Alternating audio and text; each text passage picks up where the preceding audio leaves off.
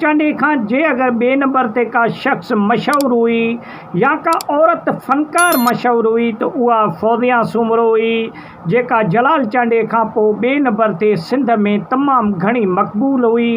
ऐं फौजिया सूमरे खोड़ सारा एल्बम पंहिंजा रिलीज़ कया सिंध में। फौजिया सूमरे जो जेको पहिरों एल्बम हुयो जेको रेडियो पाकिस्तान ते उन गायो, पहिरों एल्बम उन जो रिजेक्ट थी वियो ऐं नाकाम थी वियो। उन खां पोइ बि फौजिया सूमरे हिमत न हारी, वरी वञी ॿियो एल्बम जेको आहे सो रिलीज़ कयो उन।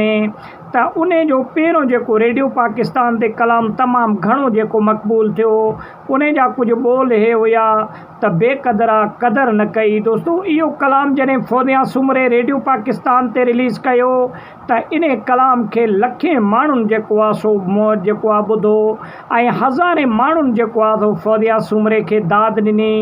ऐं फौजिया सूमरे इन कलाम खां पोइ हिंद सिंध में तमामु घणी मक़बूल थी। फौजिया सूमरो रेडियो पाकिस्तान ऐं PTV सां गॾोगॾु स्टेट ड्रामा ऐं उन खां अलावा स्टेट ते ऐं केस्टनि जी दुनिया में तमामु घणा पंहिंजा कलाम रिलीज़ कया। ऐं फौजिया सूमरे गॾोगॾु सऊदी अरब, क़तर, भारत ऐं ॿियनि मुल्कनि में बि वञी उते ॻायो ऐं उतां दाद हासिलु कयो ऐं ॿियनि मुल्कनि में ॻाए करे उते दाद हासिलु कयो। ऐं उन खां अलावा पाकिस्तान में तमामु घणी मक़बूल थी। जलाल चांडियो सिंध जो हिकु वॾो फ़नकार हुयो ऐं हिकु अवामी फ़नकार हुयो, लेकिन जलाल चांडे खां जे अगरि ॿिए नंबर ते हिकु सिंध में तमामु घणी मक़बूल जेका फ़नकारा ॾिसिजे त उहा फौजिया सूमरो हुई, जेका तमामु घणी। फौजिया सूमरो हिकु ग़रीब ख़ानदान सां तालुक़ु रखंदी हुई ऐं फौजिया सूमरे खे पंहिंजा घर जा भाती ॻाइण न छॾींदा हुया, लेकिन फौजिया सूमरे खे शौक़ु तमामु घणो हुयो। ऐं फौजिया सूमरे जो जेको पीउ हुयो उहो नात वग़ैरह चवंदो हुयो। ऐं फौजिया सूमरे जी जेका अम्मा हुई उहा ईअं चयो वञे थो त पासे में ओसे पासे में जेके शादियूं थींदियूं हुयूं उते वञी लाॾा चई करे उतां 5 रुपया कमाए ईंदी हुई।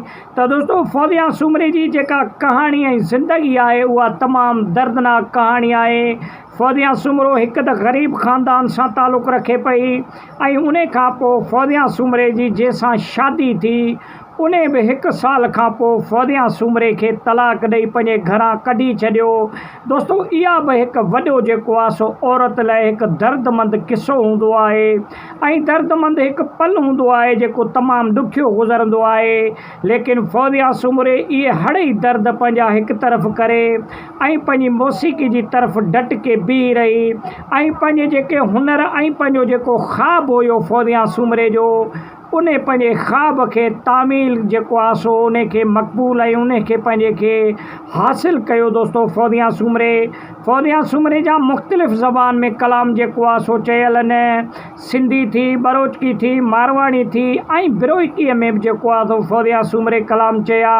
ऐं फौजिया सूमरे पंहिंजी जेको आहे सो शुरूआति लाॾनि ऐं सेरनि खां कई, जेके शादियुनि में वञी करे फौजिया सूमरो घरनि में वञी लाॾा वग़ैरह चई करे पोइ जेको आहे सो उतां 5 रुपया हासिलु कंदी हुई।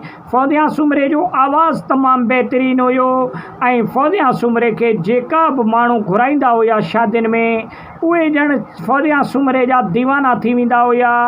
उहे पोइ हर शादी हर फंक्शन में फौजिया सूमरे खे पाण वटि घुराईंदा हुया ऐं फौजिया सूमरे जे आवाज़ में कलाम ॿुधंदा हुया। त वॾी महिरबानी, नंढो वीडियो हुयो, उमेदु आहे त पसंदि आयो हूंदो। वीडियो खे लाइक ऐं शेयर कयो।